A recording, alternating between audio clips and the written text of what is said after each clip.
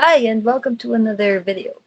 For this video, we will be executing experiment number 9 titled Torque, Power, Speed Regulation, and Efficiency of an AC Induction Motor.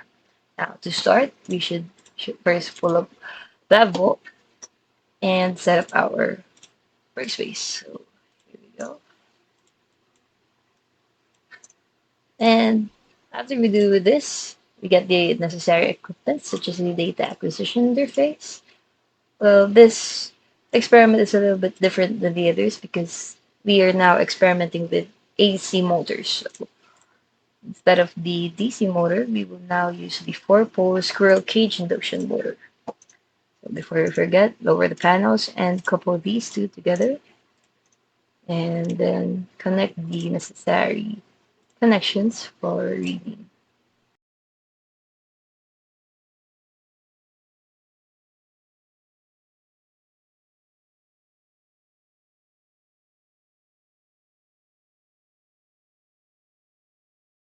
Alright, now these are the connections for the four-pole squirrel cage induction motor to the data acquisition and the power supply.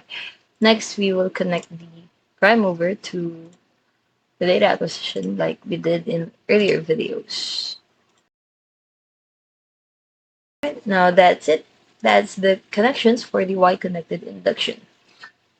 So to start, let's get the metering so that we can observe the voltage and current changes. So after doing so, we will turn on the data acquisition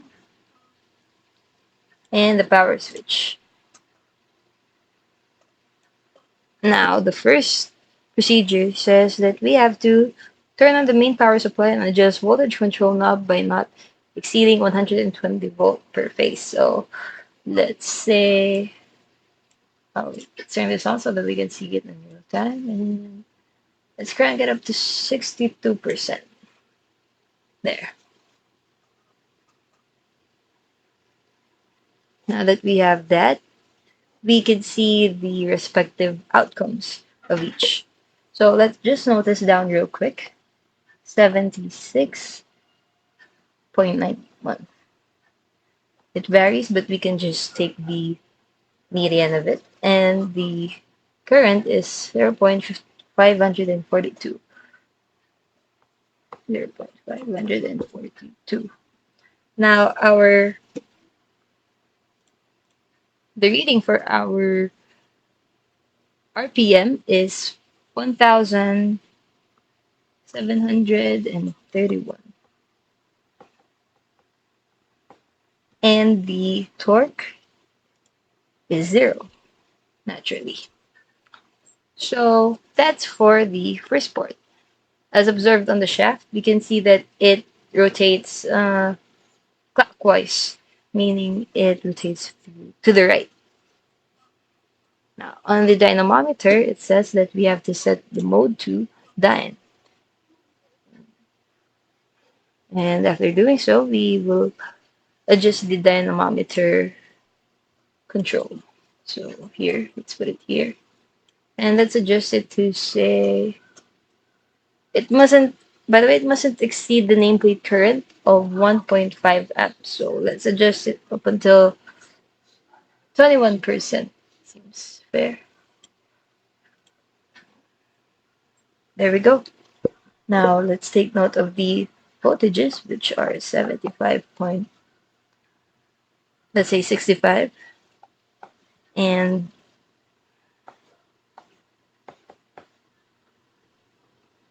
the current is 1.339, 1.339 amps. Now our torque is 0.68, and the RPM is 1,456. There we have it. Those are our outcomes. Now, the first question is, what is the HP rating of the Y-connected induction motor according to the data recorded? Let's show its complete solution. So to do that, we will have to get this calculator. All right, let's just adjust it. Now in this calculator, um, we will calculate for the power first. To get that, we must compute the angular velocity. So let's say 2 times pi and the number of RPM, which is 1456 over 60. Now we have 152 as the angular velocity. Now let's compute for the output power. We just multiply that to the torque.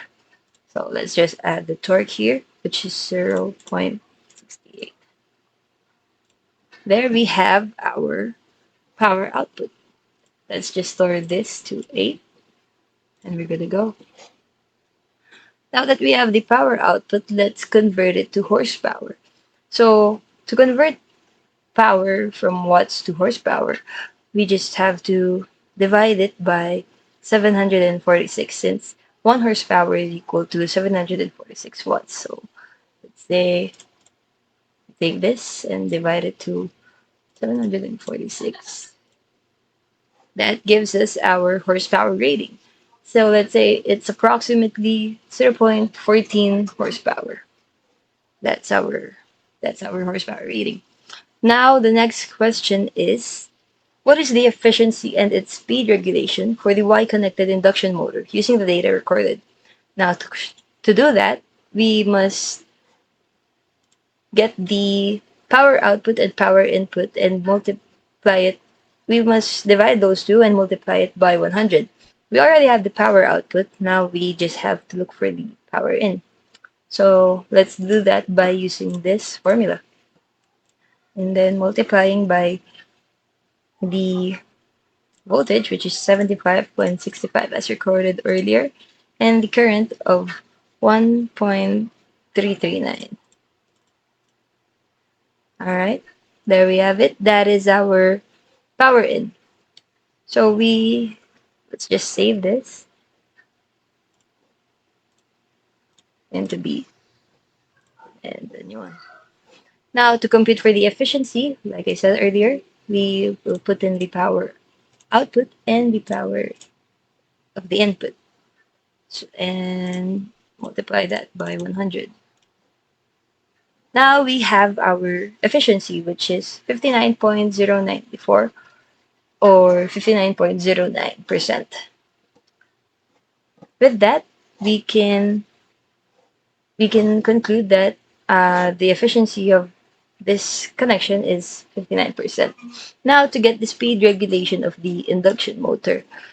This is simple enough since we only have to multiply or we only have to solve for the no load speed and the full load speed by using the RPM that we had recorded earlier. So say 1731 minus the RPM after load at full load rather and divided by RPM at full load times 100. Now our speed regulation would be 17.755 or 76%. That is all for the first part. Now for the next part, we will be executing a delta connected induction motor. So as you can see here, the other connections have been removed such as this ones, but these had retained. So to change it into from Y to delta, we simply connect two. Oh, that's the wrong color. We simply connect 2 to 4, then 3 to 5, and then 1 to 6. That makes it a delta connected induction motor. So again, we pull up the metering, and the first thing we have to do is to turn on the main power supply, and as well as this one, and adjust the voltage knob. So let's say it must not exceed 69.3 volts per phase. So let's say that we give it around 39%. Oh, wait. Was this for the reading? And let's give it 39%. Now that we have that, that is our uh, voltage outputs, voltage and current outputs. So let's log that. For voltage, we have 48. We have 48 point, let's say 33 volts. And for the current, we have 0.967, 0.967 amps. As for the RPM, we have 1,742. And the torque, as you can see here, is 0. So now that we have that, let's observe that the shaft is rotating counterclockwise. That's the rotation for the delta connected induction motors. On the dynamometer, set the mode switch to dynamometer, which is this one. And let's adjust the control knob by not exceeding the current of 2.6 amps. So let's give it at least 25%. There we have it. There, it didn't exceed the limit of 2.6 amps. So let's plug this in for 45.88 volts. And the current is 2.469 amps. Our RPM rating is 1448. And the torque, let's see here, is 0.79. Now that we have these values, we can solve for the HP rating of the motor according to the data that's been recorded. So again, let's get the calculator so that we can solve for it. Okay. To do so, we will do what we did earlier. So first we compute for the angular velocity, which is times pi times the rotations or the RPM 1448 over 60. So this here is our angular velocity. To get the mechanical output power, we simply multiply it by the torque. So let's multiply it by 0.79. And there we have our power output in watts. So let's save this and let's say C. All right. And next, let's compute for the horsepower. Since 1 horsepower is equal to 746 watts, we simply divide C by 746. And then we will get 0.160 point 57777. So in simple terms, it's say 0.16 horsepower. That is our horsepower for the shunt motor according to the data recorded. Now the next question is what is the efficiency and its speed regulation? So for that we have to get the mechanical input power.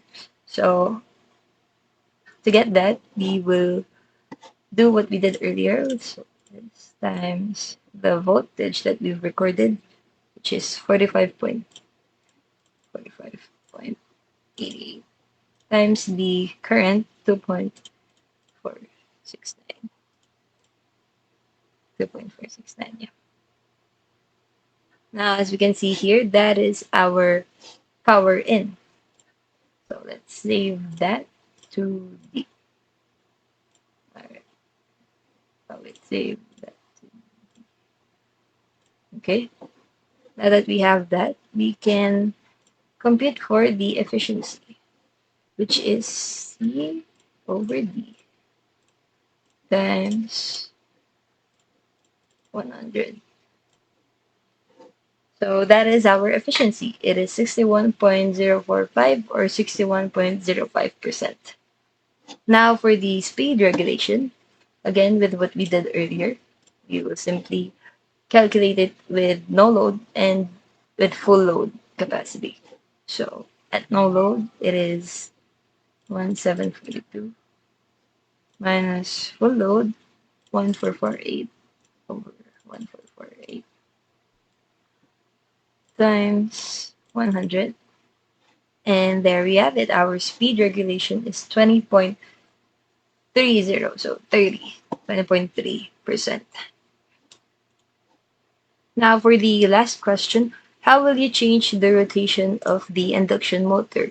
So the rotation of a three-phase induction motor is changed by interchanging any two supply lines. So our original sequence showed these three connected in series.